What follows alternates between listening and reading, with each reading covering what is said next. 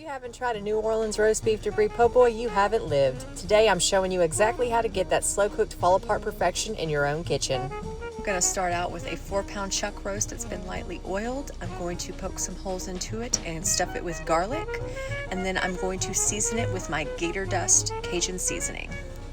And I'm going to liberally coat both sides.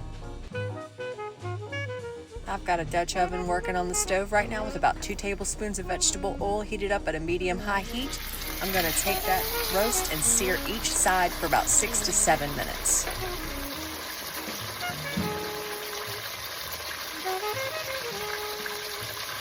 Seven minutes has passed. We're going to go ahead and flip it over to the other side.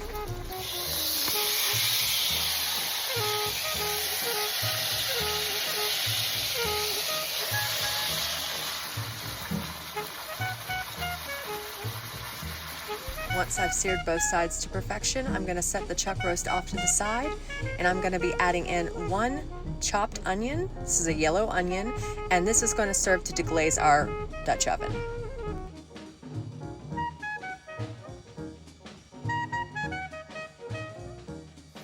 And I've got this on a medium heat. I'm going to cook these onions down for about 5 to 7 minutes. Once those onions start to look like they're caramelizing, I'm going to go ahead and add in half a cup of beef broth. Give that a good stir, further deglazing the bottom of our pot, getting all that flavor unlocked in there. Next, I'm going to add in 2 tablespoons of concentrated tomato paste. This gives it a very savory, robust flavor profile and increasing the umami. This gives that gravy in our roast beef that delicious flavor profile that it's known for. Once we have all that incorporated, I'm going to go ahead and add in my tablespoon of Worcestershire. Let that settle for about 30 seconds, then I'm going to add in the chuck roast back to our pot. And of course, don't leave out the leftover juices. Add those in too. Now I'm going to add in the remaining 3.5 cups of beef broth that it's going to cook in for the next 2.5–3 hours.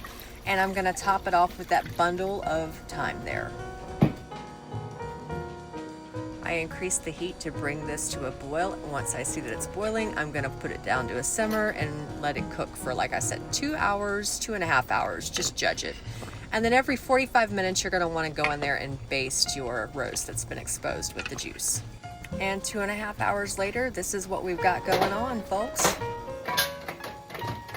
I'm going to remove my bunch of thyme from the pot and get this meat pulled out so we can shred it up. And then also, while we're shredding the meat, we're going to let our gravy thicken by using a cornstarch slurry. I like to use 3 parts of water to 3 parts of the cornstarch. That gets it nice and thick. And we're going to shred up the meat. We're going to add it back to that gravy, let it soak the flavors up for another 30 minutes, and then I'm going to be plating our po' boys. Adding the meat back in. Again, like I said, let it soak it up for about 30 minutes, and then start getting your toppings ready for your po' boy.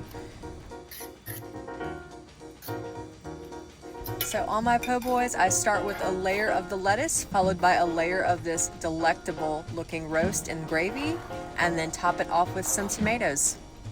And there you have it, a true taste of Louisiana comfort. Grab plenty of napkins, you're definitely gonna need them. Y'all enjoy.